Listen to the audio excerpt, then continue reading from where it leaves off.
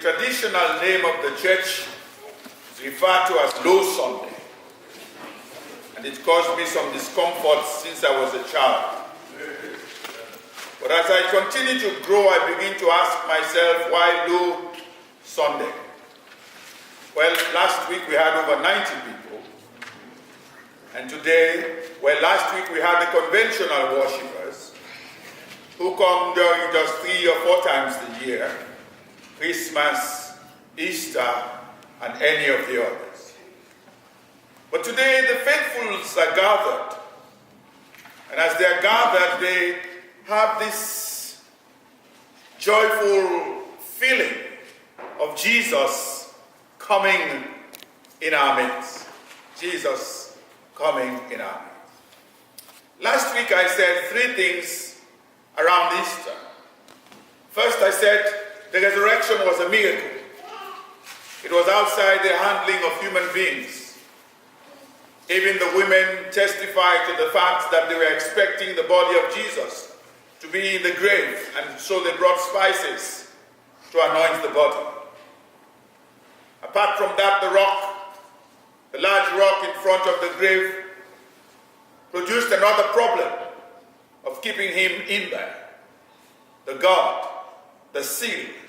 These were all occurrences and activities around the sealing and protection of keeping the body in the grave. I mentioned to you that resurrection starts from inside. God's power raised Jesus from the dead. It was outside of human beings, outside of logic and reasoning. It was the power of God that brought Jesus, or brought God back to life. And this power, I said, if it lives in us, gives us the ability to change from inside. God starts to change inside. Like Paul says in Romans chapter 8, if the Spirit of God that raised Jesus lives in you, you also will God raise in your mortal body. Secondly, I said, resurrection confirms the claims of Jesus, that he was God, and that that we can trust in him. And then thirdly, I said, because of Jesus' resurrection, the resurrection of Christians are confirmed. Come with me for a moment. We have the scriptures. We've heard it over and over and over. And sometimes the familiarity of the stories deprive us from the status or condition of those who were experiencing it for the first time. You possibly have forgotten.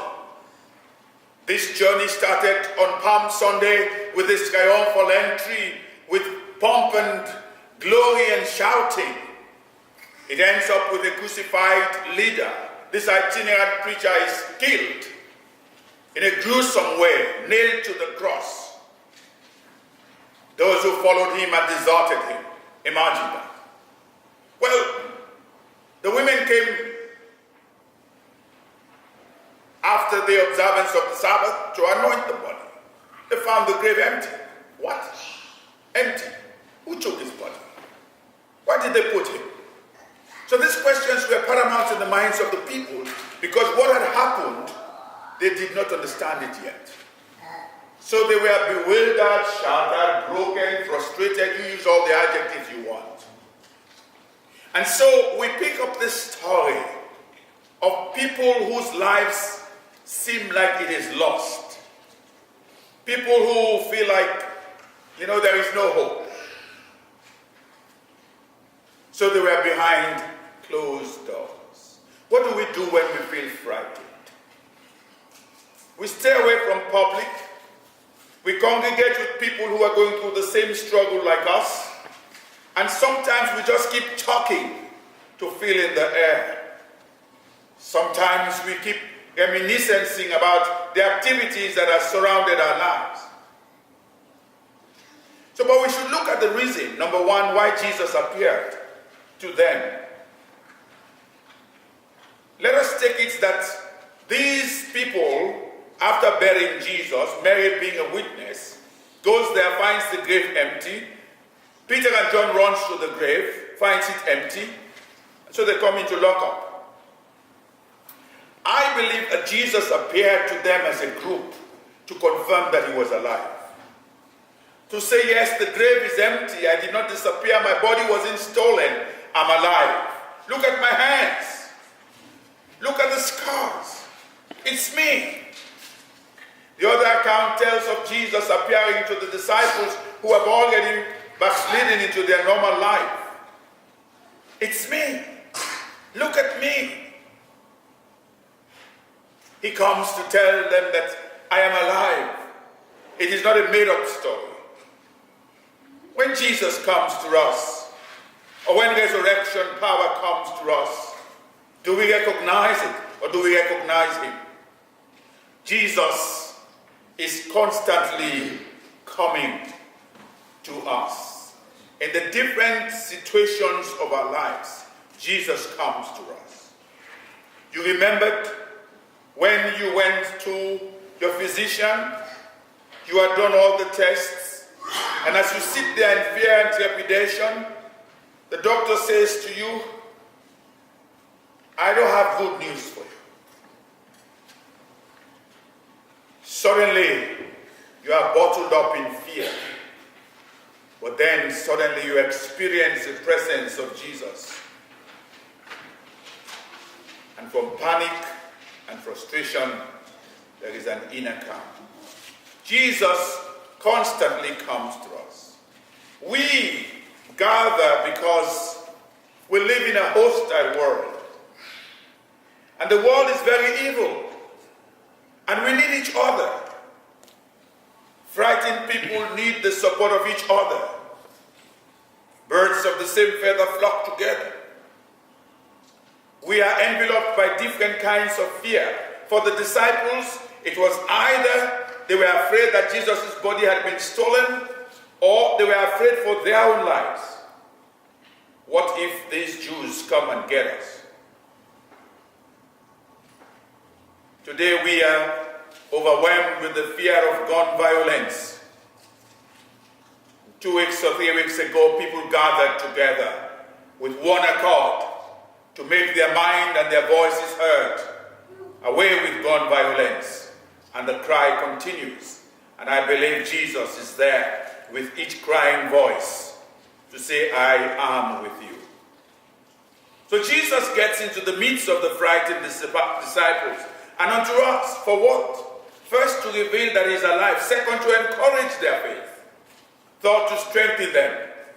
And possibly to give them a commission to say, yes, there is work for you to do. You know what I find interesting? God never gives up on any of us. You know, God knows about us. And if we say the introduction, the acclamation with some sense of deep thought, I am afraid of those words, Almighty God, unto whom all hearts are open, all desires known, and from whom no secrets are hid. As you sit here now, God knows you, he knows me. He knows my thought pattern. He knows where I am, even though I'm here. So don't leave, stay. Come back in case you are drifting away. But then, he never gives up. He never gives up on us. We gather, but the question is, do we see Jesus in our gatherings? Do we experience him as part of us? Do we experience, or do we expect him to be here? But listen to what he says to these frightened guys. His words to the frightened community and still to us is, peace be with you. This was a common Middle Eastern greetings in the days of Jesus. The meaning of peace be with you equals, may you be saved from trouble. May God give you every good thing. He knew they were frustrated. And you know, God knows when we are frustrated. And you know that most times it's when we give up that we find the presence of God present with us. That we feel this inner sense of peace and calm. We say, even though we walk through the valley of the shadow of death, I will fear no evil. Why? Because God is with me. In our moments of panic and the uprooting of our hair from the head, God waits for us. And when we feel his presence, he says to you, peace be with you. This peace is further developed, like Paul says, therefore being justified by faith, we have peace with God through our Lord Jesus Christ. When we feel the salvation that God has brought us and we accept that salvation from God, peace comes to us. Like the hymn says, there is a peace in my heart that the world cannot give, a peace it cannot take away. Though the trials of life may surround like a cloud, I have peace that has come there to stay. Constantly abiding, he says, Jesus is mine. Yes, Jesus is mine. In those moments, and we all go through it, whether we like it or not, we get into anxiety, we get into worries, we get frustrated. But deep down in our spirit, as we breathe, we feel this inner peace. That may God give us everything that is good. And Jesus never gets into the midst to condemn, but to encourage, to strengthen, and to commission us. We gather to be assured of God's peace and strength to carry us each day until we meet again. I come to church not because I'm a pastor. I come to be with you. Because with you, I feel the strength of us together. We all go through experiences in life. Bereavement, illnesses, diagnosis. We come together as a community, supporting each other, believing that Jesus is present with us. That together we can, yes, we can, together we can with God. We can go through it. When we lose a loved ones, we anchor on the love of each other, sustaining us, encouraging us, built on the love of Jesus, the love that he showed to us, and the love he shows to these frightened men in the upper room. The more we stay away from this gathering, the more powerless we become. If Jesus continues to show up, as I presume he always does, he shows up in the bread and the wine. Soon you will touch him. Soon you will handle him in the broken bread and outpoured wine. The wine, the body and blood of Jesus. We shall see him. We shall be anchored with him. And so we gather each week, if not for anything else, but to touch him, to see him in the bread and the wine. When this experience is real, we can say with John in the epistle we read a few minutes ago, we declare to you what was from the beginning, what we have heard, what we have seen with our eyes. The revelation of God, the redemption of God, and the promise of his return. What we have looked upon, we have looked at and touched with our hands. Every time I touch the bread and wine, I feel the presence of Jesus, and I know he's present among us as God's broken body and blood among us, uniting us, feeding us, assuring us, comforting us, but above all, giving us a sense of inner strength to be in mission for him. But there is a caution in all of this. The story is told with such sense of anxiety and direction, but then suddenly something happens. The caution for us who gather. And one of the things that, as I drove here this morning and as I pondered over it, that kept repeating in my head was, why is it that sometimes the community gathered keeps stabbing the wounded? Why? Why do we stab those who are already damaged, broken? Jesus does not blame the disciples for their action, but rather comes to them as a soothing presence, the freshness of air to relieve them of all their pain. He did not say to them, you all denied me or forsook me. He comes in and all he says to them is peace. Peace. Church, for me, I believe, is the hospital for sick people. We do not condone sin, we recognize it and provide a place for healing, not for slaughtering and killing the wounded. What happens to us in our private lives and experiences when some young person comes to us who has been bruised and battered? How do we help them? As parents, sometimes we stab them even further. I told you so. You did not listen. But Jesus says peace. In that place of assurance and comfort, we are called upon by God into a deeper place of our need, to a deeper place of our anxiety, to resonate with God's provision and to be assured that God is always with us. From this gospel, we read about one of the disciples who was absent when Jesus appeared. His name is Thomas. Thomas has been bruised and battered in all sense as doubting Thomas. But he was not there when Jesus entered the room where the disciples were. Before you condemn Thomas, think for a while. You know nothing about the resurrection. The women came and told you the grave is empty. And possibly you went for a walk. And you come back and they tell you Jesus was here. If you are using a pair of glasses, you will take them out and say, excuse me, who? When? What? How? Yeah, we saw him and he says, hey guys, stop messing up with me. For many of us, our faith is based on second-hand conviction. But I believe that Thomas's doubt was possibly a pedestal, possibly a springboard from which his faith will be deepened, as we see in the relationship when Jesus comes. Come with me and be real.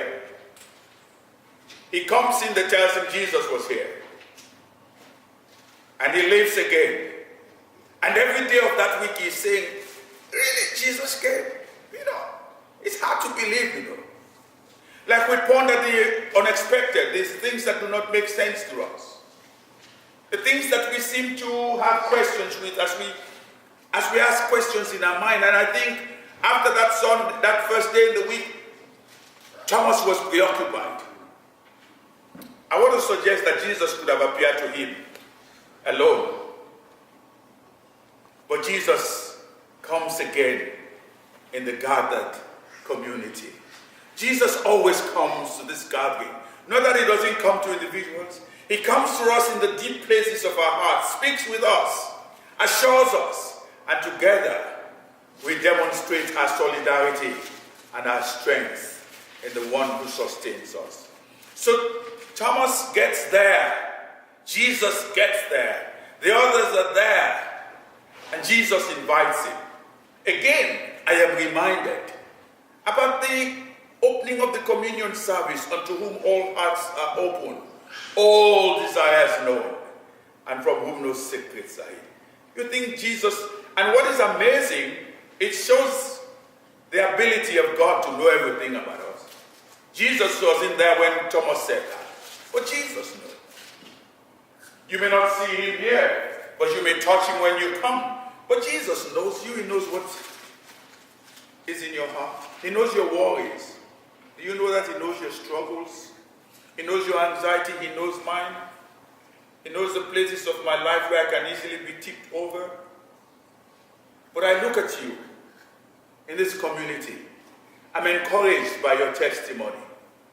I'm encouraged by your words. I'm encouraged by your presence. I'm encouraged through what you give towards God. I'm encouraged through what you say, sometimes which you don't even know brings strength to someone else. I find it a community that sustains and heals me. I find it a community in which I can come to and I can be at peace. So Thomas gets there. And in all and how he felt, Jesus says, reach out. He says, no, I don't need to. I don't need to. And Jesus scolded him, because you see, you believe. Blessed are those who will not see or who have not seen and will believe. I think there are many of us who are seeing, but we are not seeing. When we see what we can see and feel that we have seen all that needs to be seen, we've not seen yet. Because there is a sight that is deeper than what is physical. When God opens our spiritual eyes, we see what is not visible. And through that, we begin to develop a deep sense of gratitude of the glories of God that can be revealed. Because the things that can be seen are temporal, but the things that cannot be seen are eternal. And that's what we look for. We yearn for this glorious journey, that one day we will be united. We see through faith, because faith is believing what you have not seen. And in our own tradition, the foundation or the history provides the basis of our faith. The historical Jesus is the content of our faith. That our faith is built upon a Christ who was born, who lived like one of us, who died, was buried, rose again, and is coming back. The history forms the foundation of our faith. And so this morning, I don't know if we're one of the 10 or Thomas, but God meets us in every one and every area of our lives. And what is amazing, he speaks peace to them. And he assures them that he's there, but he commissions them. We come weekly to be encouraged, to be strengthened, to be built, and then we go out to take the good news of Jesus. The resurrection of Jesus is useless unless it is told or experienced in the lives of others. But when Jesus comes to us, we receive new strength and new vitality for ministry. So what? We come together to hear God speak to us through his word. Although there are many of our churches, they will preach sermons without no Jesus, no God. But we come to hear God. The thus says I am. The God who says I will never leave you. The God who says, as I was with Abraham, Isaac, and Jacob, so I will be with you to the end of the age. God speaks to us this morning from his word saying, peace be unto you. Even though the